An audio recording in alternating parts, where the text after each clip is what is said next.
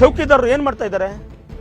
ಕಳ್ಳರಿಗೆ ಸಹಾಯ ಮಾಡ್ತಾ ಇದ್ದಾರೆ, ಕಾರ್ಪೊರೇಟ್ ಕಂಪನಿಗಳಿಗೆ ಸಹಾಯ ಮಾಡ್ತಾ ಇದ್ದಾರೆ. ಇದನ್ನು ಪ್ರಶ್ನೆ ಮಾಡಬೇಡವೇನು? ದೇಶವನ್ನು ನಡೆಸು ಅಂತ ಕೊಟ್ಟರೆ ದೇಶವನ್ನು ಮಾರಾಟ ಮಾಡಲಿಕ್ಕೆ ಏನು ಪಿಂಪ್ಗಳ ರೀತಿಯಲ್ಲಿ, ದಳ್ಳಾಳಿಗಳ ರೀತಿಯಲ್ಲಿ ಕೆಲಸ ಮಾಡ್ತಾರೆ ಅಂತಂದ್ರೆ ಪ್ರಶ್ನೆ ಮಾಡಬೇಡ್ವೆ?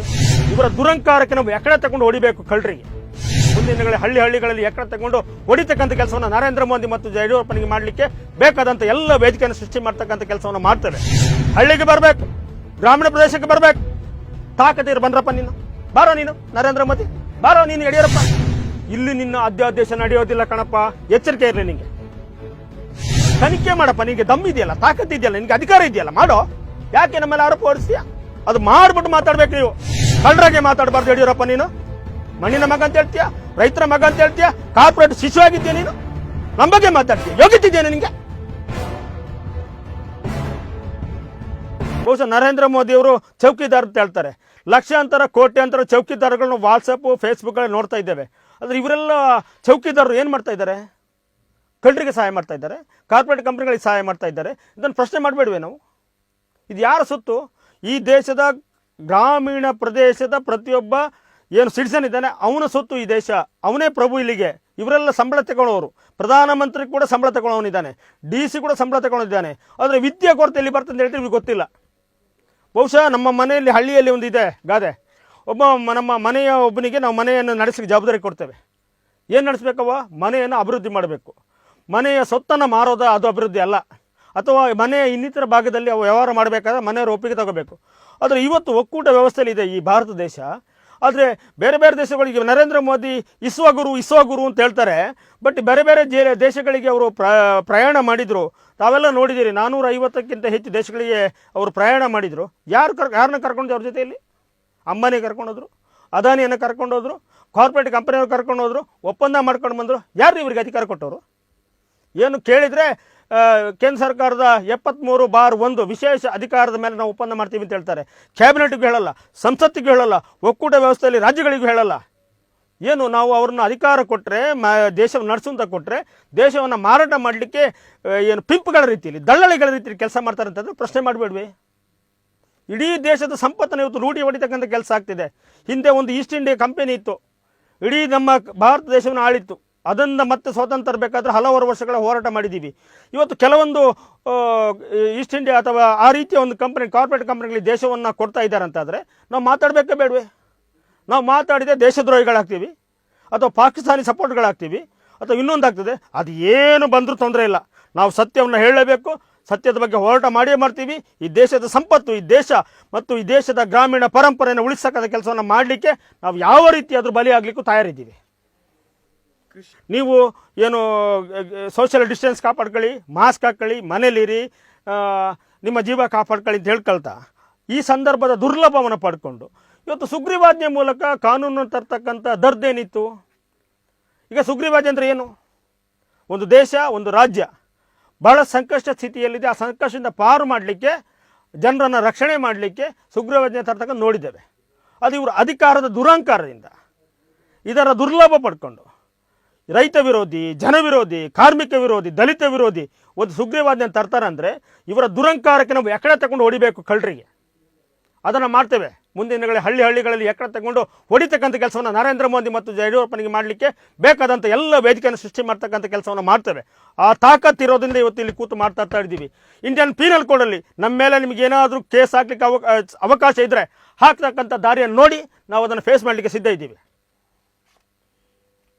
ಸರ್ಗ ಒಂದು ನಿಮಿಷ, ಅಲ್ಲಿ ಅಧಿಕಾರ ಸಂಖ್ಯಾಬಲ ಇದೆ, ನಮಗೆ ಸಂಖ್ಯಾಬಲ ಕೊಟ್ಟಿದ್ದಾರೆ, ನಾವು ನಮಗೆ ಬೇಕಾದನ್ನು ಪಾಸ್ ಮಾಡ್ಕೋತೀವಿ. ಸಂವಿಧಾನ ಪ್ರಕಾರ ಇರ್ಬೋದು, ಸಂವಿಧಾನ ವಿರೋಧಿ ಇರ್ಬೋದು, ವಿರೋಧ ಮಾಡಿದವ್ರನ್ನ ಸಸ್ಪೆಂಡ್ ಮಾಡಿ ಆಗಿರ್ಬೋದು, ಮಾಡ್ತೀವಿ ಅಂತ ಹೇಳಿ ದುರಂಕಾರ ಇದ್ದರೆ ನಿಮಗೆ ಇಂಪ್ಲಿಮೆಂಟೇಷನ್ಗೆ ಎಲ್ಲಿ ಬರಬೇಕು? ನೀವು ಸಂಸತ್ತಲ್ಲಿ ಮಾಡ್ತೀರಿ? ತಾಕತ್ತಿದೆ ನಿಮಗೆ? ನಾಚಿಕೆ ಆಗೋದಿಲ್ಲ? ಹಳ್ಳಿಗೆ ಬರಬೇಕು, ಗ್ರಾಮೀಣ ಪ್ರದೇಶಕ್ಕೆ ಬರಬೇಕು. ತಾಕತ್ತಿರು ಬಂದ್ರಪ್ಪ ನೀನು, ಬಾರೋ ನೀನು ನರೇಂದ್ರ ಮೋದಿ, ಬಾರೋ ನೀನು ಯಡಿಯೂರಪ್ಪ, ನೋಡ್ತೀವಿ, ಸವಾಲಾಗ್ತೀವಿ. ಬಾಪ ನೀನು ಇಲ್ಲಿ ಹಳ್ಳಿಗೆ, ಇನ್ನು ಅಧ್ಯಾದೇಶ ಏನಿದೆ ನೋಡ್ತೀವಿ. ಜನಪರವಾದಂಥ ಕಾನೂನು ತರಬೇಕಾದ್ರೆ ಸುಗ್ರೀವಾಜ್ಞೆ ಮಾಡೋದಲ್ಲಪ್ಪ, ನೀನು ಜನರ ಜೊತೆ ಮೊದಲು ವಿಷಯ ಕೊಡಬೇಕು. ಈಗೀಗ ಮಾಡ್ತಾ ಇದ್ದೀವಿ, ನಿಮ್ಮ ಪರವಾಗಿ ಮಾಡ್ತಾ ಇದ್ದೀವಿ ಅಂತ ಕೊಡಬೇಕು. ಅದು ಬಿಟ್ಟು ನಿನಗೆ ಅಧಿಕಾರ ಇದೆ, ಸಂಖ್ಯಾಬಲ ಇದೆ ಅಂತ ಮಾಡಿದರೆ ನಿನ್ನ ತಾಕತ್ತು ನಾವು ಹಳ್ಳಿಯಲ್ಲಿ ನೋಡ್ತೀವಪ್ಪ, ಈ ನೆಲದಲ್ಲಿ ನೋಡ್ತೀವಪ್ಪ. ಈ ನೆಲ ಏನು ನಿನ್ನಪ್ಪಂದಲ್ಲ, ಇದು ನಮ್ಮದು, ದುಡಿಯೋ ವರ್ಗದ್ದು, ರೈತರದ್ದು, ಶ್ರಮಿಕರದ್ದು, ದಲಿತರದ್ದು, ಕಾರ್ಮಿಕರದ್ದು. ಇಲ್ಲಿ ನಿನ್ನ ಅಧ್ಯಾದೇಶ ನಡೆಯೋದಿಲ್ಲ ಕಣಪ್ಪ, ಎಚ್ಚರಿಕೆ ಇರಲಿ ನಿಮಗೆ. ಇಡೀ ವ್ಯವಸ್ಥೆಯಲ್ಲಿ ನಾವು ನೋಡಿದ್ದೇವೆ, ಇಡೀ ವ್ಯವಸ್ಥೆಯಲ್ಲಿ ನೋಡಿದ್ದೇವೆ. ಸರ್ಕಾರದ ವಿರುದ್ಧ ಧ್ವನಿ ಎತ್ತಿದರೆ ಅವರಿಗೆ ಬೇರೆ ಬೇರೆ ರೀತಿ ಹಣೆಪಟ್ಟಿ ಕಟ್ತಾರೆ. ವಿರೋಧ ಪಕ್ಷದ ದಳ್ಳಾಳಿಗಳು ಅಂತ ಹೇಳ್ತಾರೆ, ಅದು ದಳ್ಳಾಳಿಗಳ ಪರವಾಗಿ ಅಂತ ಹೇಳ್ತಾರೆ, ಇಲ್ಲ ಸರ್ಕಾರದ ವಿರುದ್ಧ ಕುತಂತ್ರ ಮಾಡ್ತಾರೆ ಅಂತ ಹೇಳ್ತಾರೆ, ವಿರೋಧ ಪಕ್ಷಗಳ ಆಮಿಷಗಳಿಗೆ ಬಲಿಯಾಗಿದ್ದಾರೆ ಅಂತ ಹೇಳ್ತೇವೆ. ನೋಡ್ರಪ್ಪ, ನಾವು ಹೋರಾಟಗಾರರಿದ್ದೀವಿ, ನಮ್ಮ ಆಸ್ತಿ ಎಲ್ಲಿಂದ ಬಂತು, ಎಷ್ಟಿದೆ ಆಸ್ತಿ, ನಮ್ಮ ಆರ್ಥಿಕ ಸ್ಥಿತಿ ಏನಿದೆ, ನಾವು ಏನು ವ್ಯವಹಾರ ಮಾಡ್ತೀವಿ, ತನಿಖೆ ಮಾಡಪ್ಪ. ನಿನಗೆ ದಮ್ಮಿದೆಯಲ್ಲ, ತಾಕತ್ತಿದೆಯಲ್ಲ, ನಿನಗೆ ಅಧಿಕಾರ ಇದೆಯಲ್ಲ, ಮಾಡೋ. ಯಾಕೆ ನಮ್ಮೆಲ್ಲ ಆರೋಪ ಹೊರಿಸ್ತೀಯ? ಅದು ಮಾಡಿಬಿಟ್ಟು ಮಾತಾಡ್ಬೇಕು ನೀವು. ಕಳ್ಳರಾಗೆ ಮಾತಾಡಬಾರ್ದು ಯಡಿಯೂರಪ್ಪ. ನೀನು ಮಣ್ಣಿನ ಮಗ ಅಂತ ಹೇಳ್ತೀಯ, ರೈತರ ಮಗ ಅಂತ ಹೇಳ್ತೀಯ, ಕಾರ್ಪೊರೇಟ್ ಶಿಶು ಆಗಿದ್ದೀಯ ನೀನು, ನಮ್ಮ ಬಗ್ಗೆ ಮಾತಾಡ್ತೀಯ. ಯೋಗ್ಯತಿದೆಯಾ ನಿನಗೆ? ಮಾತಾಡ್ರಿ ಸರ್. ಈಗ ಒಂದು ಪ್ರಶ್ನೆ ಇರ್ತಕ್ಕಂಥದ್ದು, APMC ಪೂರ್ತಿ ಸರಿ ಇದೆಯಾ? ಅಲ್ಲಿ ಬಿಳಿ ಚೀಟಿ ಇದೆ, ಮೋಸ ಆಗ್ತಿದೆ, ರೈತರಿಗೆ ಅವರನ್ನು ಎದುರಿಸಲಿಕ್ಕೆ ಆಗ್ತಾ ಇಲ್ಲ, ಮೋಸ ನಡೀತಾ ಇದೆ, ತೂಕದಲ್ಲಿ ನಡೆಸ್ತಾ ಇದೆ. ಇದನ್ನು ಸರಿ ಮಾಡಬೇಕು ಜವಾಬ್ದಾರಿ ಯಾರ್ದಪ್ಪ?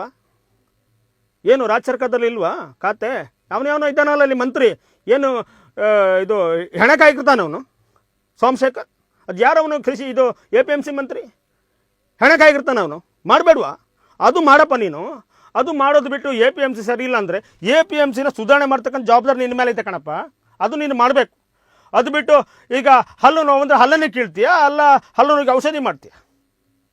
ಒಂದು ಕಾಲಿಗೆ ಕೈಗೆ ಮುಳ್ಳು ಕೈಯೇ ತೆಗಿತೀಯ, ಅಲ್ಲ ಮುಳ್ಳನ್ನು ತೆಗಿತೀಯ. ನೀನು APMC ಬಗ್ಗೆ ಮಾತಾಡ್ತೀಯಲ್ಲ, ನಿನಗೆ ಯೋಗ್ಯತೆ ಇದೆಯಾ ಮಾತಾಡೋಕ್ಕೆ? ಗೊತ್ತಿದೆ ನಿನಗೆ ಕರ್ನಾಟಕದ APMC ಕಾಯ್ದೆ ಅಂತ ಗೊತ್ತಿದೆಯಾ? ಕರ್ನಾಟಕದ APMC ಕಾಯ್ದೆಯಲ್ಲಿ ಸ್ವಲ್ಪ ಸಮಸ್ಯೆಗಳಿರ್ಬೋದು, ಸರಿ ಮಾಡ್ತಕ್ಕಂಥ ಜವಾಬ್ದಾರಿ ನಿಮ್ಮ ಮೇಲಿದೆ.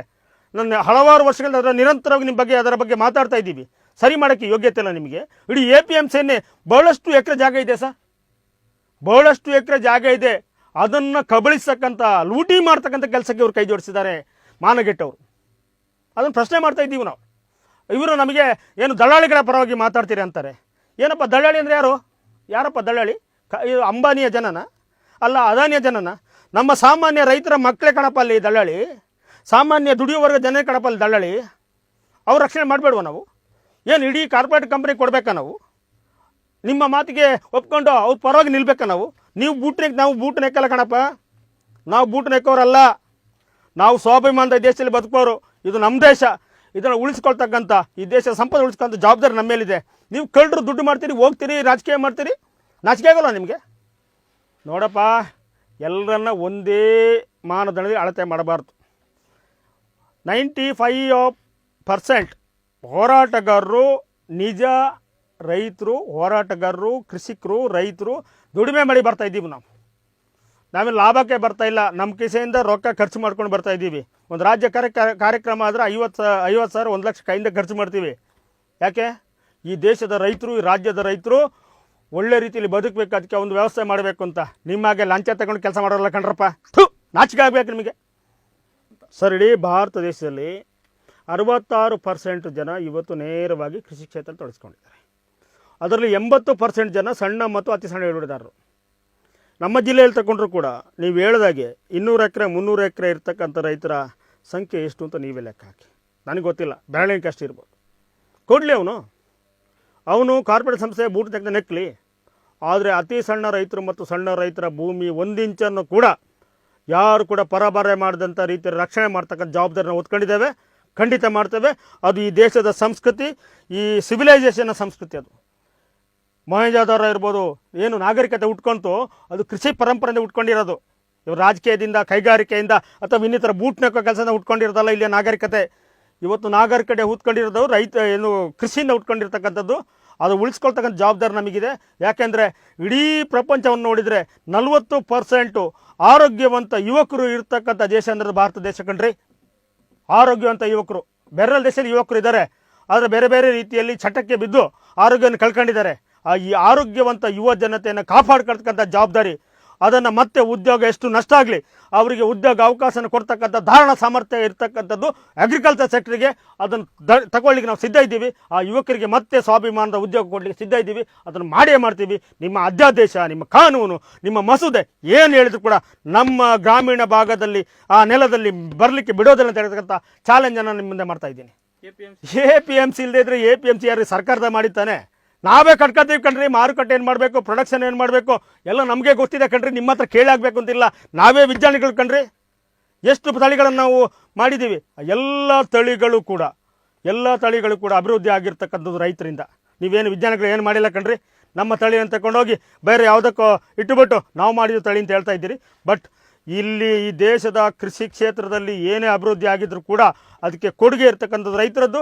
ಆ ರೈತರನ್ನ ರಕ್ಷಣೆ ಮಾಡ್ತಕ್ಕಂಥದ್ದು, ಕಾರ್ಮಿಕರ ರಕ್ಷಣೆ ಮಾಡ್ತಕ್ಕಂಥದ್ದು, ಗ್ರಾಮೀಣ ಪ್ರದೇಶ ದಲಿತರ ರಕ್ಷಣೆ ಮಾಡ್ತಕ್ಕಂಥ ಜವಾಬ್ದಾರಿಯನ್ನು ನಾವು ಕರ್ನಾಟಕ ರಾಜ್ಯ ರೈತ ಸಂಘ ತಗೋತೀವಿ. ನಿಮಗೆ ಸವಾಲು ಹಾಕ್ತೀವಿ. ನಿಮಗೆ ತಾಕತ್ತಿದ್ರೆ ನಿಮ್ಮ ಮಸೂದೆ ಮತ್ತು ಕಾನೂನನ್ನು ಈ ಭೂಮಿಯಲ್ಲಿ, ಈ ಮಣ್ಣಲ್ಲಿ ಅಳವಡಿಸಿಕೆ ತಾಕತ್ತಿದ್ರೆ ಬನ್ನಿ ಅಂತ ಹೇಳ್ತಕ್ಕಂಥ ಚಾಲೆಂಜನ್ನು ಮಾಡ್ತಾ ಇದ್ದೀವಿ.